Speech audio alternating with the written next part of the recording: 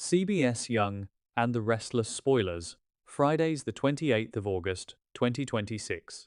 Oh my god besties, welcome back to the channel. Today is Thursday, a beautiful day to absolutely lose our minds over the latest Genoa City drama.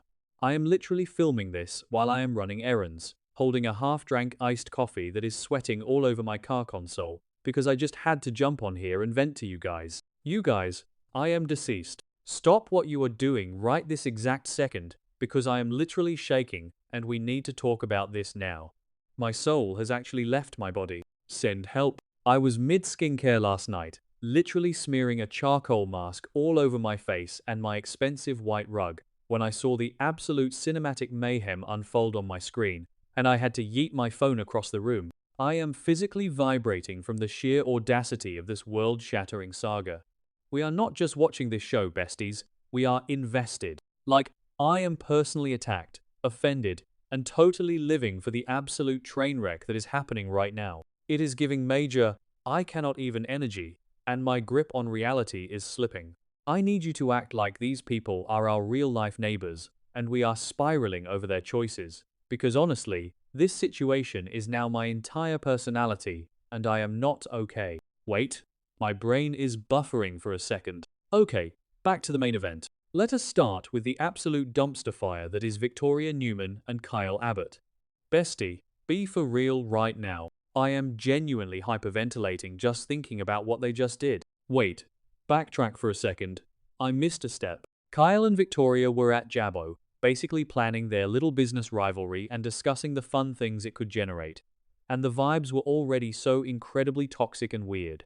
Did I say that yet? Ugh, my brain is mush. Moving on, they were standing there. And suddenly, they let their intense emotions override their logic. And they kissed. They straight up kissed. I screamed into my pillow so loud my dog started barking, and my neighbors probably think I am being abducted. This is not a drill. Victoria Newman and Kyle Abbott shared a passionate, undeniable, boundary-crossing kiss right there in the office. I am literally unwell. Kyle is the ex-husband of Victoria's niece, Summer, and he is currently sort of dating Victoria's daughter, Claire, which is honestly so unhinged, and don't even get me started on the vibes.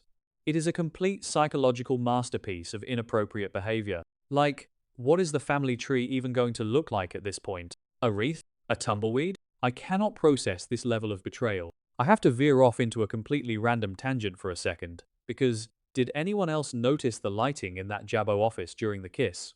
It was giving this weird, moody, neon noir aesthetic that made absolutely no sense for a cosmetics company in the middle of the afternoon, but it perfectly matched the chaotic energy of Kyle's terrible decision-making. I was staring at the reflection on the glass desk and thinking, who approved this interior design?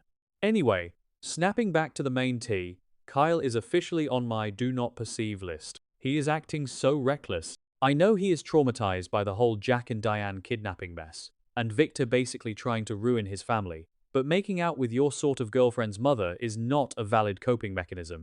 Go to therapy, Kyle. And Victoria. What is she even doing? She is supposed to be the Ice Queen, the CEO, the woman who has it all together, but she is straight up playing with fire. The temptation of an office romance is totally clouding her judgment. She is risking getting caught, risking her fragile relationship with Claire, and risking Victor's absolute wrath. Can you imagine Victor Newman walking in on that? I would literally pay money to see the vein on his forehead pop, manifesting a total dumpster fire by the next update when Claire inevitably finds out. Claire just found a stable family, and now her mother is swapping spit with her man? The generational trauma is genuinely astronomical. Wait, hold on.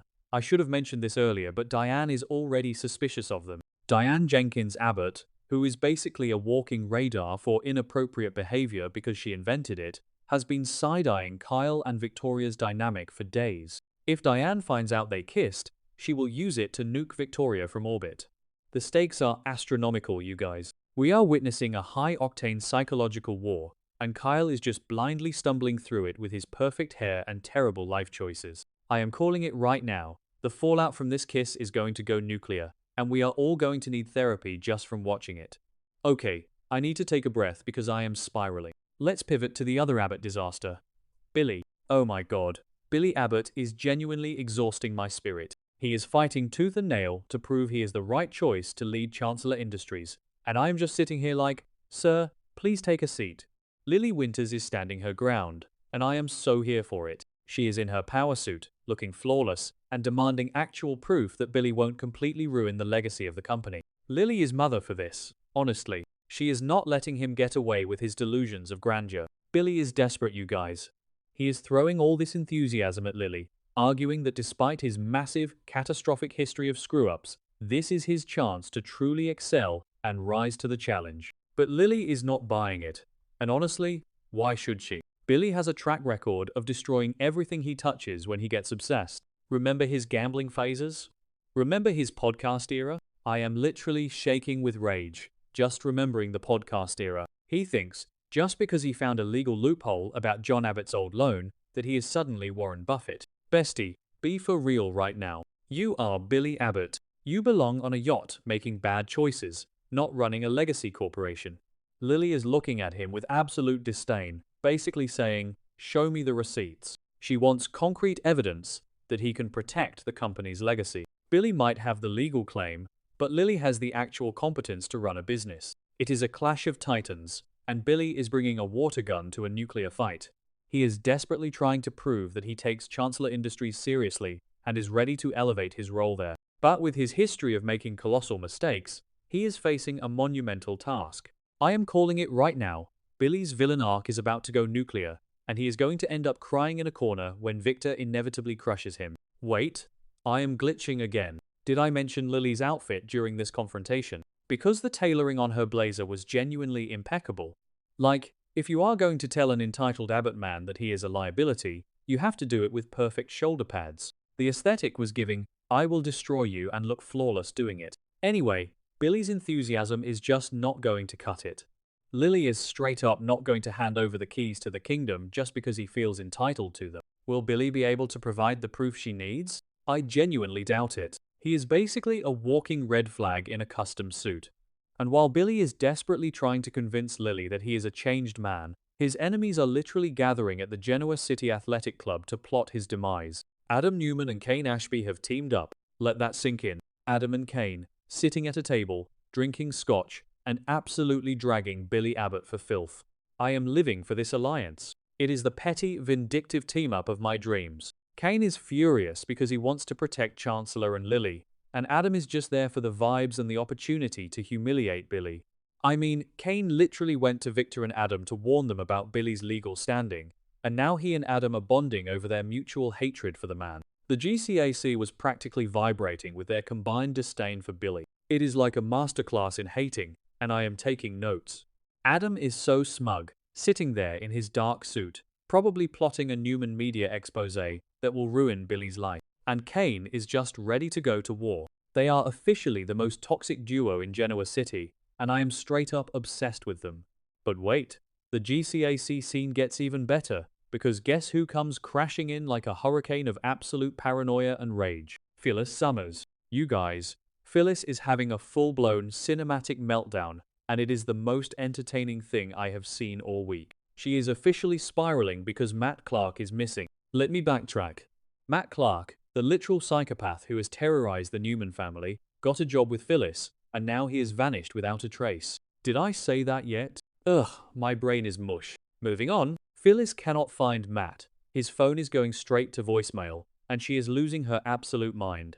She is convinced that the Newman family has moved against him and is holding him hostage somewhere. And honestly, she is probably right. Victor Newman has been making vague promises to Nick about handling Matt, so Victor definitely snatched him up. But Phyllis doesn't have proof, she just has her unhinged intuition. So she storms into the GCAC, sees Adam and Kane having their little We Hate Billy club meeting, and she just unleashes hell on Adam. Phyllis marches up to their table, her hair looking flawless despite her mental breakdown, and she demands answers about Matt's disappearance. She is screaming, pointing fingers, and causing a massive scene. Adam, being the absolute menace that he is, just looks at her with this blank, innocent expression and straight up denies knowing anything about it. I have no idea what you're talking about, Phyllis, Adam probably said, while internally laughing his head off. The sheer disrespect. I am literally hyperventilating right now just thinking about Adam's smug little face. Phyllis's frustration is escalating to astronomical levels. She is realizing that Matt has seemingly vanished into thin air, and she is powerless to stop it. The sheer panic in her eyes. I mean, she was relying on Matt for some twisted sense of control, and now Victor has ripped the rug out from under her. I am physically unwell watching Phyllis unravel. She is like a cornered animal, and when Phyllis gets desperate, she gets dangerous. She is going to tear Genoa City apart, looking for Matt. I have to pause because there was this weird background noise during the GCAC scene, like a clinking glass that sounded exactly like the one in my kitchen, and for a second I thought someone was in my house. But no, it was just the ambient sound of rich people ignoring Phyllis's public breakdown. Classic GCAC behavior. Like, nobody even looked up from their salads while Phyllis was literally screaming about a missing person. The absolute surrealism of this town is genuinely sending me. Anyway, besties, the stakes have never been higher. Kyle and Victoria are making out at the office, risking their entire family dynamic for a cheap thrill. Billy is trying to steal a company with zero actual qualifications and begging Lily to trust him. Adam and Kane are forming a supervillain alliance to destroy Billy. And Phyllis is about to go on a rampage to find a missing psychopath because Victor Newman is playing God again. My soul is exhausted, my skin is clear, and my crops are watered by all these tears of pure drama. I am calling it now. Victoria and Kyle are going to get caught by Claire, and the fallout is going to be a psychological masterpiece. Billy is going to lose everything because Lily is too smart to let him ruin Chancellor. And Phyllis is going to accidentally uncover whatever dark dungeon Victor has thrown Matt into, and all hell is going to break loose, manifesting an absolute explosion of secrets by next week. I need to go finish my errands before I literally pass out from the stress of caring about these fictional people so much. Stay unhinged, besties, and keep your eyes peeled for the next update, because I am genuinely not going to survive it.